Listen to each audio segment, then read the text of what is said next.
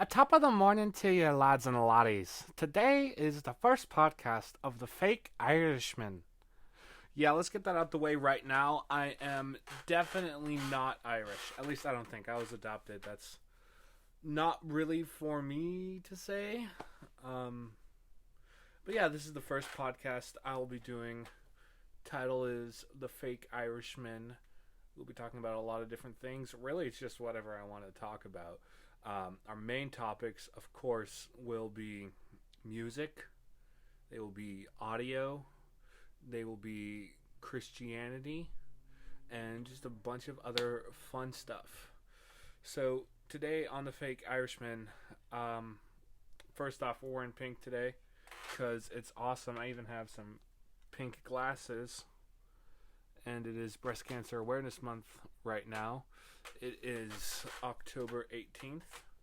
I'll probably post this much later than October 18th, but that's what we got going on right now. So yeah, I just really wanted to talk about audio because audio is something that's really important to me. That I think a lot of people, taking off these glasses because it looks ridiculous while I'm inside. I think a lot of people with audio, they totally miss the mark. They'll say something that they think is accurate or would seem accurate, but really is close, but it's not a bullseye. My good friend Tommy always says, or he doesn't always say, he just came up with this phrase, close but no cigar. That's a pack of cigs. And that's the way it is with audio. So yeah, my biggest pet peeve that people have when it comes to audio is just the simple fact of they don't know how sound waves work. Everyone everyone will tell you, "Oh, well, sound travels out.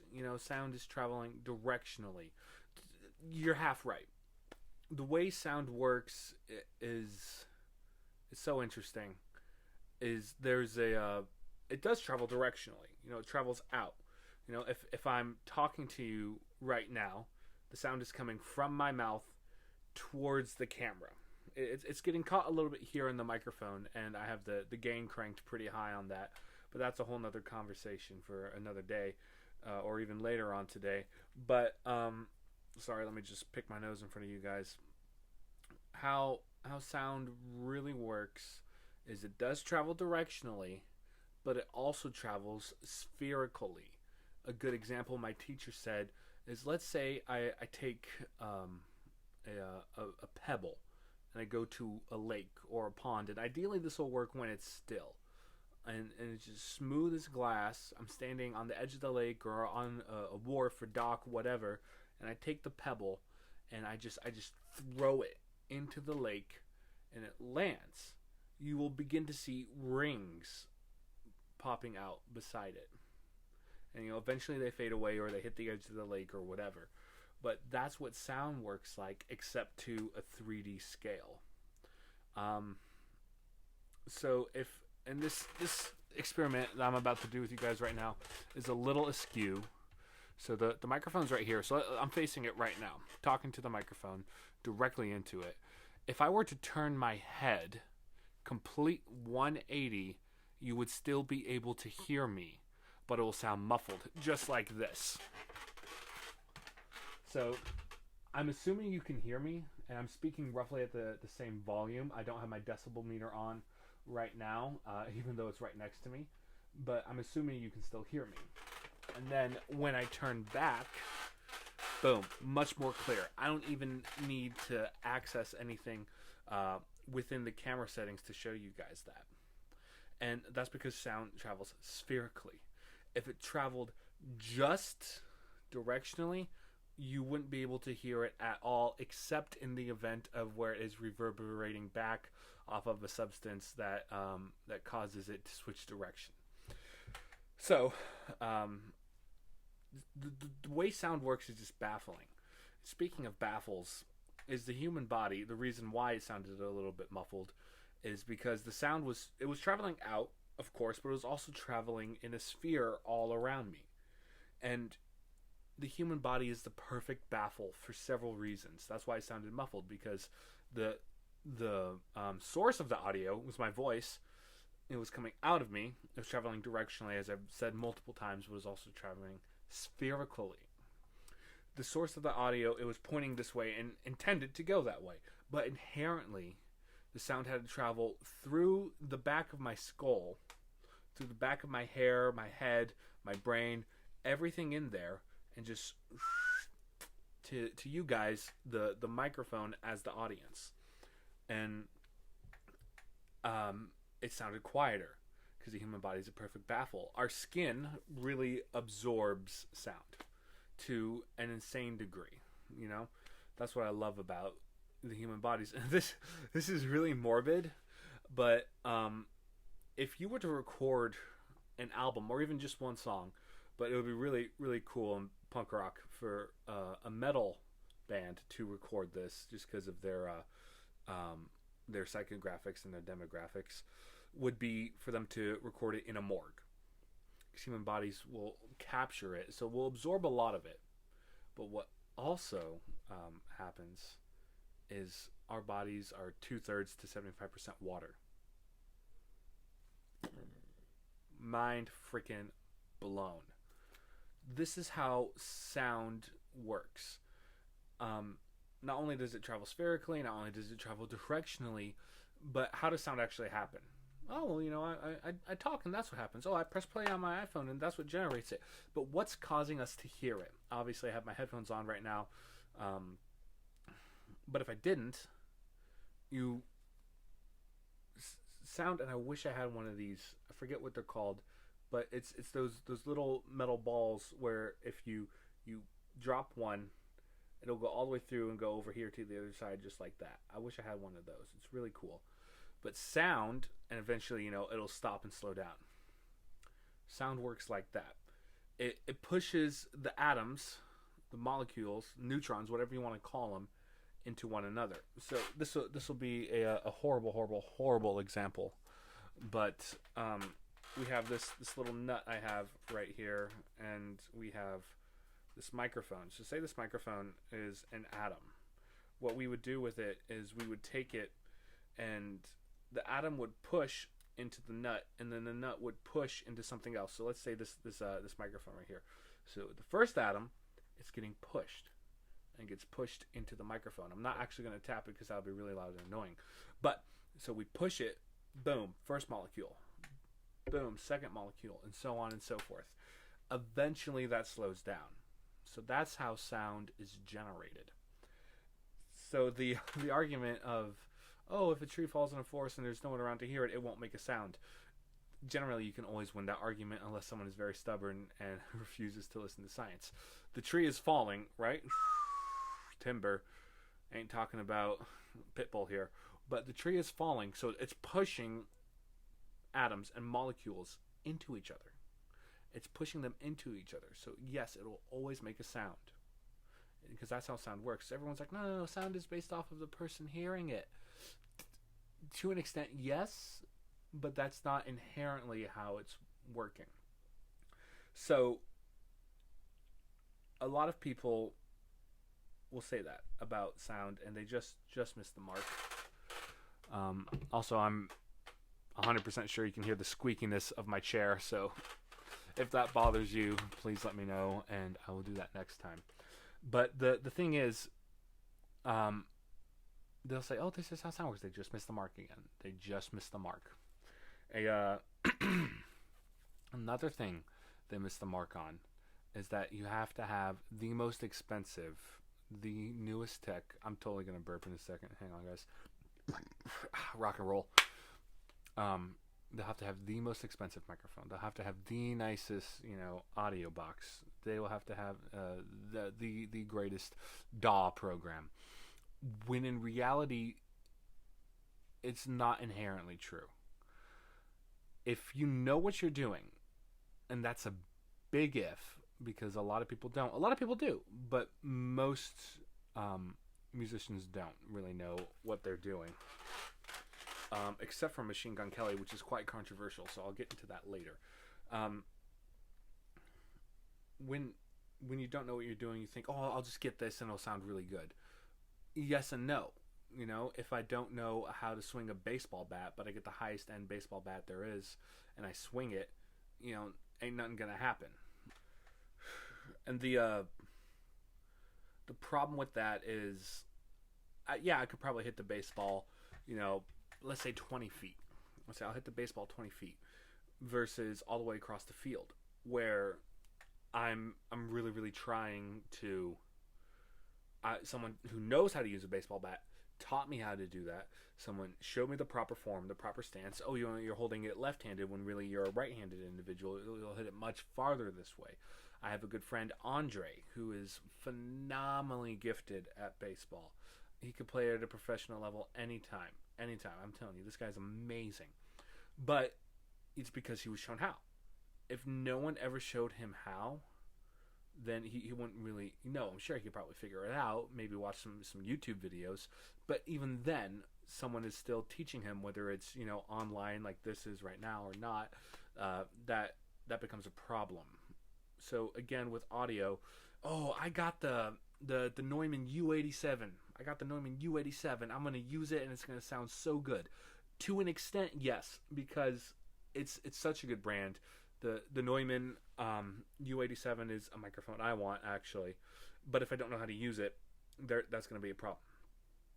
That's why a whole lot of artists really kind of suffered during the first, 9 months of the pandemic. However long you want to say the pandemic lasted or when it started, that's really up to you. But let's say March 13th in Colorado is when everything shut down, which was a Friday. Conspiracy? I think not. Just saying. Anyways, when everything shut down in Colorado, I live in California now, but when everything shut down in Colorado, I was noticing that, well, one, we didn't think it was going to be, a year and a half long, which was crazy. But two, I was noticing a lot of small businesses were hurting and a lot of them closed, and it was really sad. Moreover, or not even moreover, let me rephrase, more unnoticed by most people were musicians. Aside from, in my personal belief, and keep in mind I'm not an expert in this field, but what I've noticed, what I've perceived, is that musicians took a really, really big hit. They took a huge hit. And an example of this is, my favorite band of all time, Green Day. I love Green Day. They inspire me so much. Same with the Goo Goo Dolls. I love the Goo Goo Dolls. They really inspire me.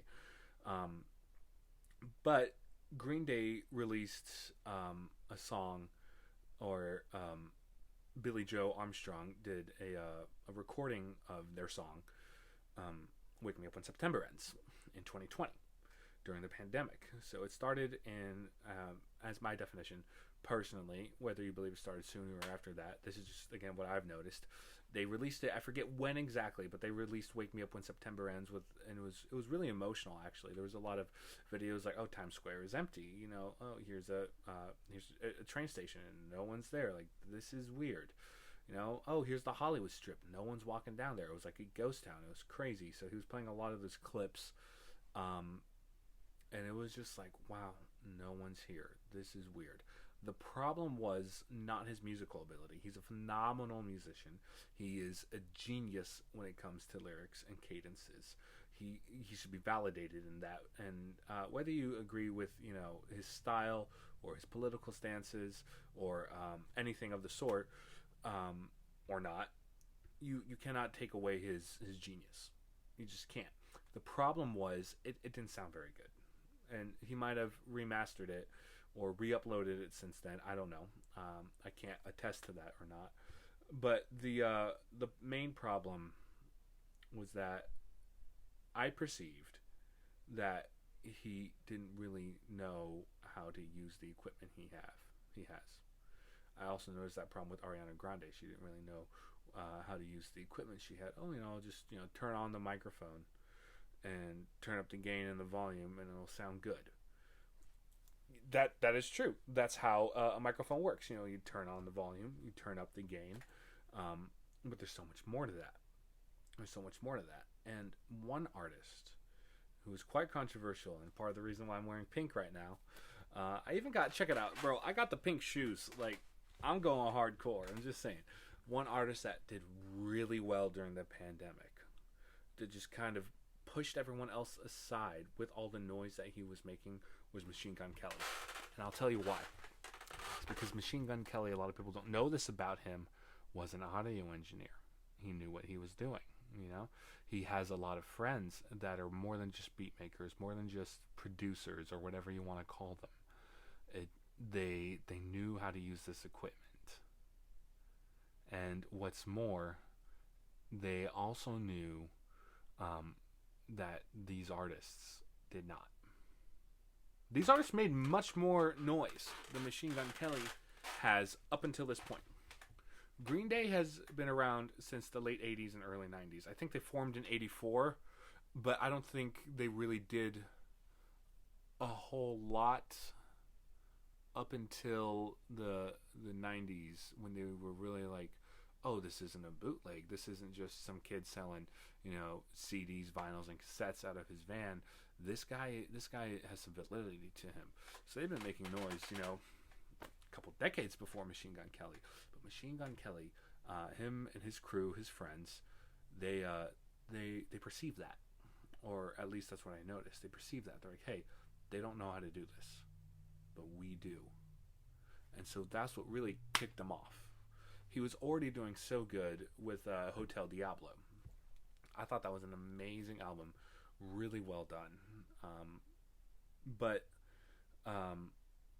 what he did so well, and I can't stress this enough, I'm kind of repeating myself a lot here, is he did his mixing and mastering really well. He didn't overcompress his tracks. The stereo imaging was done really well. Part of that, again, is Travis Barker, another good friend of his, and the drummer for Blink-182. Him and Machine Gun Kelly did Tickets to My Downfall together. I also believe that they did, what is it? It's not Born with Horns. They changed the name. Mainstream Sellout. That's what it is. They did Mainstream Sellout together as well. Travis Barker's been around for a while, and I don't know whether he set it up this way or had someone build it for him to set up this way, but I've seen pictures of the inside of his home recording studio, and I was like, wow, the mics on those drums are positioned perfectly. I wouldn't change a thing. Not only is he a phenomenal musician, but those microphones really helped him out, and the position of them. So it was just amazing to see what he did. One thing that really blew my mind away, and what's the name of that song? Now I gotta look it up. My computer's over here, but the camera's over here, so forgive me. It was a really good song. It was on his Tickets to His Downfall. It was a cover. Well, I never meant to brag, but I got him where I want him now. Whoa, it was never my intention to brag.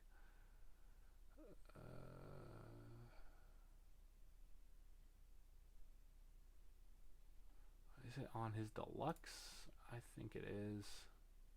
His deluxe album was just amazing.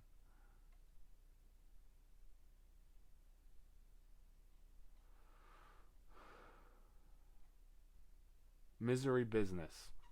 That's the name of the song.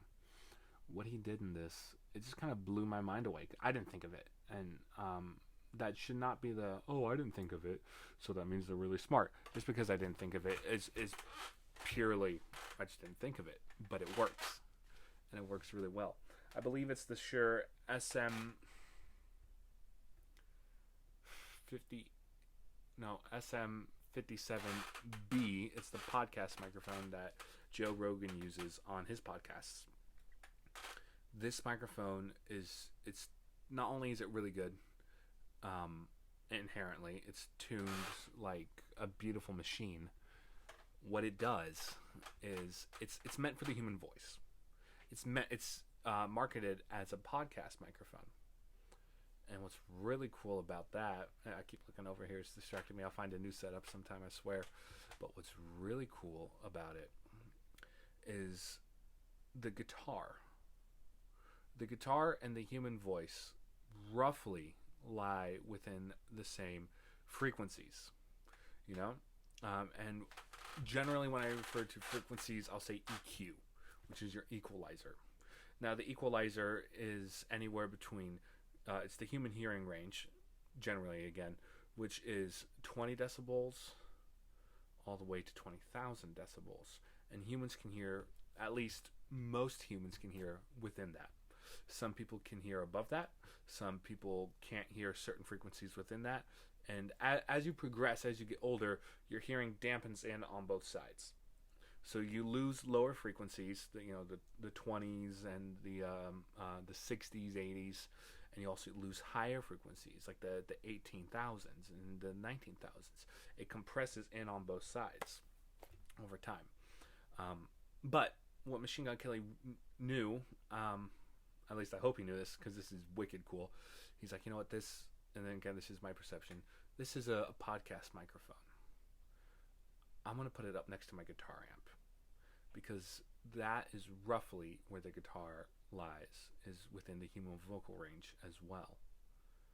That is genius. He took something that was specifically designed just for the human voice and knew that, hey, this is where this also lies, isn't it? Yeah, let's use that. And it sounded really good on that video he did, at least from my personal perception of it. Just blew my mind away. And what's more is it's not uncommon. In fact, it is exceptionally common and preferred that when there's a band on tour or they're recording or whatever they're doing, they will generally they will put microphones up next to their speakers, to their amplifiers. There are several ways to do it. There's several different microphones you can use that are built for that. One microphone that is built for that is this Shure SM57. And you know what? While I'm at it, I'm going to look up that podcast microphone. It might be the 52B is what I'm thinking of. Excuse me, totally burped again, but I tried to cover it with a cough. It didn't work out so well. Shure 52 SMB. Oh, no, that's not it. Shure podcast microphone. Oh, sorry, I get so distracted.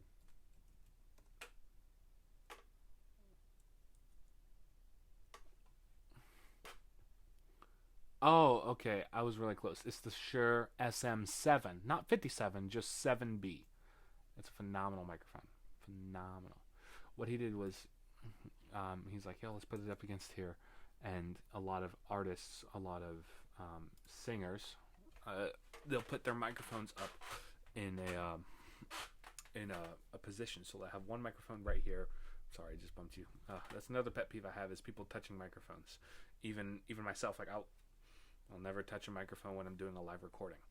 Well, not even a live recording. When I'm recording something, excuse me, I'll never, ever, like, oh, grab the microphone, bring it a little bit closer. That bothers me so much.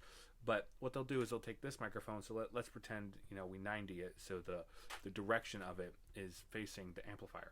They'll take that, and they'll put another microphone next to it as well to get different kinds of frequencies, to hear different sounds, to this microphone picks up different frequencies than this one will. This microphone is a little bit clearer on vocals. This one's a little bit clearer on bass vocals, or not vocals, bass frequencies. So they'll put two next to it, and they'll record it that way. And generally, it sounds really, really good. What Green Day, again, what they did one time, they took, and this is just so cool, for American Idiot, what they did was they took their, instead of using actual reverb in the studio and generating it, they went just outside of the studio into the hallway, and they recorded American Idiot in that hallway. Yeah, the ba da ba da da da da da da da da da da da da da da, and they use that hallway reverb. Now they may have also used additional reverb. In fact, I think their engineer uses two reverbs and two delays and combines them all into one bus, which I kind of do as well. I don't do it as good as him, obviously, and I can't remember their name, so please forgive me if you're out there watching this. I highly doubt it. I'm a nobody, but it's really phenomenal to see that happening, to see that creativity. And going back to Machine Gun Kelly, he's like, you know what? This microphone is specifically designed for this EQ, for these frequencies. The guitar also lands in there. Let's use it on that. And it worked really well, and it sounded really good. So if you know what you're doing, if you study even just a little bit, if you study, if you ask questions, if you remain curious, which that's what I love about Neil deGrasse Tyson. Hopefully I'm saying his name correctly, and if not, you definitely know who I'm talking about. He really encourages creativity and curiosity. If you're curious about things and you try it, it might end up being something phenomenal, which is just amazing. So I would encourage that. That's really cool. It just blows my mind. But that's a few things about audio that I think are really, really cool. Another thing about audio, I can go on and on and on and on. I don't even know how long this podcast is going to be, or if you guys have stopped watching or watched this even at all. But another thing about audio, we went over how it works. We went over a misconception of, if you get good equipment, it'll sound good, which is kind of like a yes, but to an extent, not really. We went over if you know what you're doing, you can make something sound really well. Another thing that I think we should go over in this episode briefly is just the over compression. You're compressing it too much in the master. The master is just over compressed. Let me show you an example. Oh my gosh.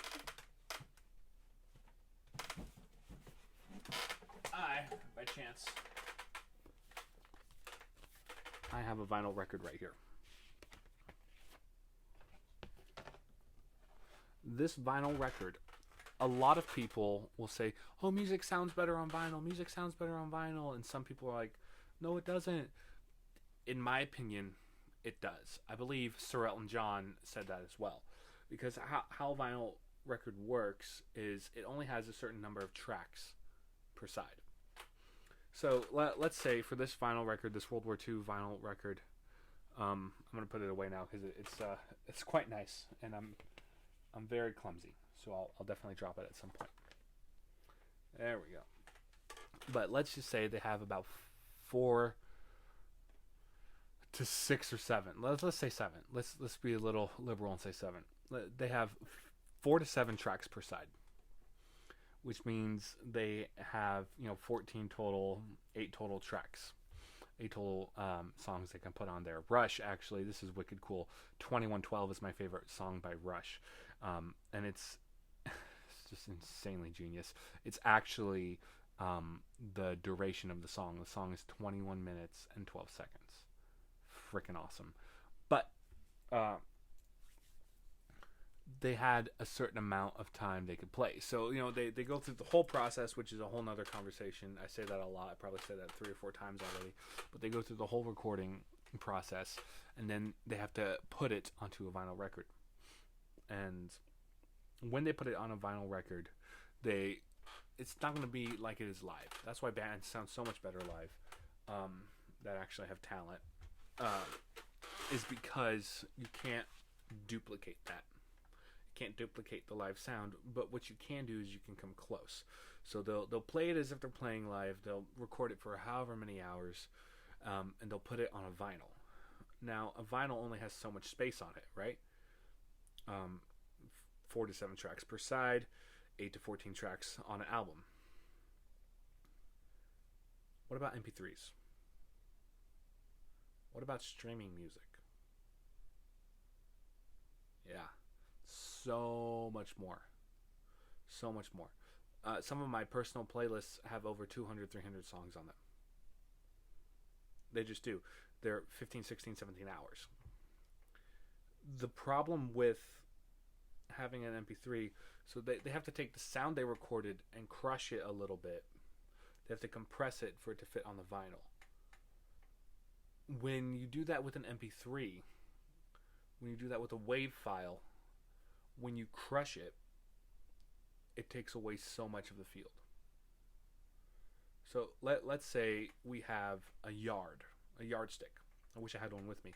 Let's say we have a yardstick, and we're using it to, mess around, scratch our back, measure something, sword fight with your brother, whatever the case. Let's say we have that, and we want to travel with it. So we cut it in half, 1.5 feet each, and we throw it in our backpack. Now let's say we want to travel somewhere further with it, but we can't fit it in our backpack. So we cut it into inch pieces. We cut it into a bunch of inch long segments. And we take those 36 inches. Really, I'm trying to sound cool, but I'm doing fast math and it's not working out so well. I'm a musician. I only need to count to 4, okay? But we take those 36 pieces and we stick them in a Ziploc bag. That's a lot smaller than a backpack, right? That's what overcompressing is like for MP3s, and it's really easy to do. Is the problem? So we can hold a lot more in it. It's like, oh, I have 1.5 feet, 1.5 feet. That's 2 pieces right there. Ta-da! Or we can say I have 36 pieces in my hand, and the measurements are kind of relevant. This is just I don't even know if it's a good example. It's like, oh, I got 36 pieces of a yardstick right here. Check it out. Oh, I have 2 pieces of a yardstick right here. Check it out. You're missing so much of it, though. That's why people will say, oh, it sounds better on the record. Because instead of crushing it down like this for a yard, for a vinyl, excuse me, I'm still in the yardstick analogy. So we'll crush it down a little bit like this, so you can still hear so much of it. For an MP3, it's much more like this. We crush it down, and you can kind of see there's just a little bit of room. So we're not hearing the full breadth of it. We're not letting it breathe as much. We're taking away inherently certain frequencies if we make it smaller. And, that's why Miles Davis. I love Miles Davis. His album Kind of Blue in 1959, Legacy Edition, that changed my life by the way the mixing and the mastering and the imaging it was done. It was decades. I'm talking 3 to 4 decades advanced. It was just amazingly well done. They let it breathe. They let it speak, and they didn't overcompress it either. One thing that people don't do as often either is they don't let it breathe naturally either, which is really hard to do. There's the scene in the biopic Elvis with Austin Butler where he's in this large empty room with a microphone, and he's singing "The King of Rock is Groovin'," and it's reverbing and it's echoing, and it's like, oh, this is so cool. If you look at that, a lot of artists did that, and even if you look at pictures of live band recordings, they're in a much bigger room than they are today. If you look at a picture of, let's pick Eminem. If Eminem is recording in the studio in one of his music videos, he actually is doing this. It's a little bit smaller of a room. He's recording in a smaller room in No Love 2010 featuring Lil. No, this is a better idea. Let's look at his Briefcase Joe. I think it's in 2009. He did this with Jimmy Kimmel. It's hilarious. What he did in that is there's the glass right here. He's talking to Jimmy Kimmel in his headphones, Briefcase Joe. And he's like, wait, I'm gonna give you some inspiration. And he hands him a briefcase. It's hilarious. The crowd is laughing. And he's like, okay. And he starts rapping into the studio booth. That little room inherently is not going to have nearly as much echo, nearly as much fullness, as much beauty, as much sound as the giant room Austin Butler was in. You can, however, emulate it to an extent. For example, Abbey Road Studios, that's where the Beatles recorded their last, at least I think it was their last album together.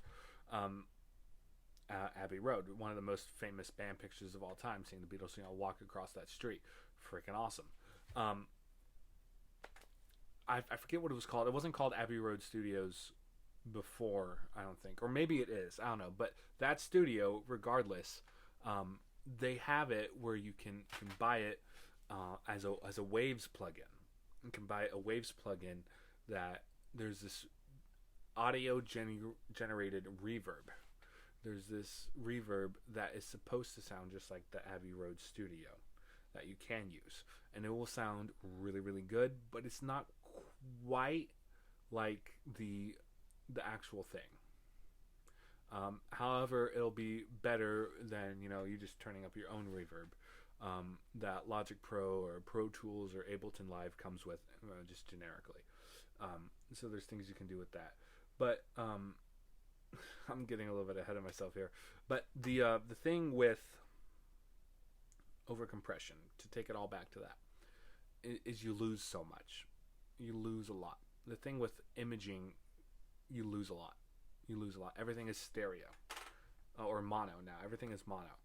When you listen to a song, whether that's in your AirPods, that's on your headphones, it's in your car speaker, from 2012, 2013 onward, and again, this is just my observation, is my perception of it. When you listen to a sound, oh my gosh, when you listen to a song, you'll hear it very, very distinctly in both headphones, somewhat equally. So you'll hear, I hear the guitar and the singer and the drums in this headphone, and I hear the guitar and the singers and the drums in this headphone. Whereas if you were to separate it a little bit, and this is where we get into drumming perspective, which is also a very interesting thing I do. It's like, okay, well, let's pan it. They don't really pan things anymore, and if they do, it's not as good as I would like it. I was trying to find a better word, but it's just that simple. It's not as good as I would like it. Ooh, he's a burpy boy today. But Miles Davis, in his album Kind of Blue, 1959, what he did is he had, I'll show you. This microphone's not plugged in anything, so we're going to use it. He would be playing the trumpet in this microphone. Freaking awesome. That's not really what it's like. In Freddie Freeloader, he's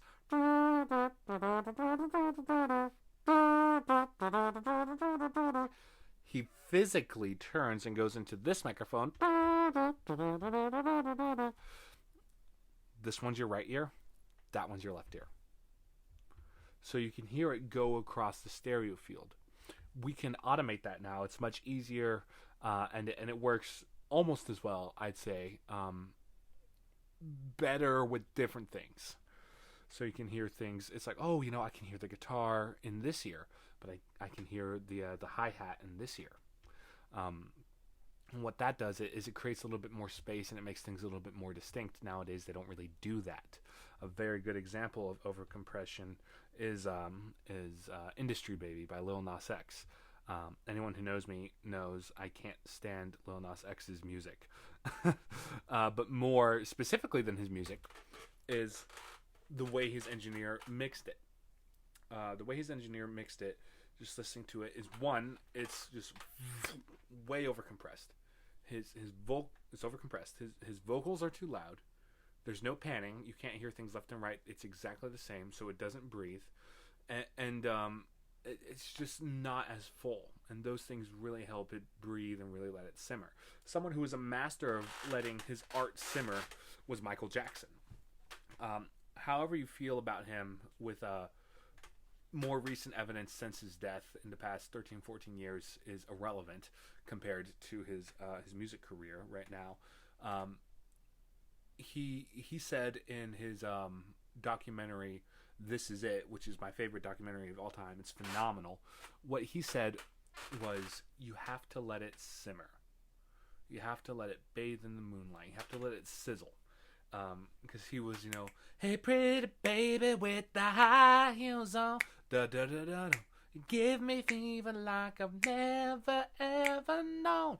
He's going through that. They're doing it kind of a little more, relaxed, a little jazzy.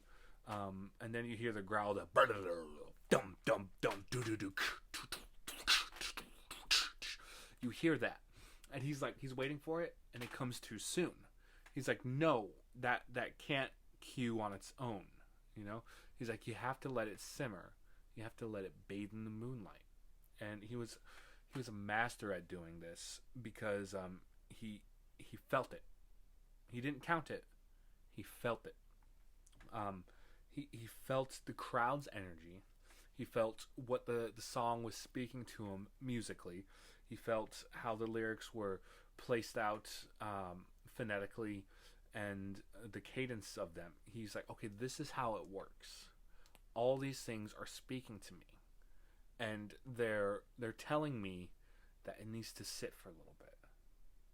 Just let it sit, and then bring it back at this time. And I try my best to do that, but I'm not the king of pop. That guy was insanely talented. No artist will ever have that reach again. Yeah, I truly believe. But what amazed me about his ability just to let it simmer, just to let it set for a minute. It doesn't necessarily matter how fast or how slow you're playing. It matters your spacing in between it. It's kind of like driving a stick shift. It doesn't matter how these will be my feet, even though they're my hands. It doesn't matter how fast I change gears, to an extent. It matters the fluidity and the timing of it with the gas pedal and my left foot. It matters the consistency of it. He was just phenomenally gifted at it, and I think artists today try to do that, but really it doesn't breathe well enough. Another example, I think this is a really good song, is Taylor Swift's Wildest Dreams. Taylor Swift is an amazing artist. Hands down, an amazing artist. You can't take that away from her. I know a lot of people are like, oh, she's dating Travis Kelce right now. Oh, that's going to end up horribly. It's like, whatever, dude. That's her personal life. Leave her alone, man. I know she's the most famous person in the world right now. Just let her be. Let her do her thing. What she did in Wildest Dreams is there's a... she's singing, and at a certain point in the song, it's the bridge. See me in hindsight, tangled up with you all night, burning it down. Right after that, she goes into the chorus, and she's, everything is brought low. She's kind of whispering. It sounds really cool, and she's like, say you'll remember me. And she waits 2 or 3 beats and then she brings back the song, and she starts singing it again. When, in my personal opinion, if she had waited a full measure, if she waited a full bar, it would have sounded so much better, because you just let it go for a little bit, and right before it's the edge, you bring it back. You let it sizzle. You let it bathe in the moonlight. And I think that's amazing, that Michael Jackson was able to do it at that level. Anyways, I gotta get going at this time. But I just want to say, I hope you enjoyed this. And I'm not actually Irish.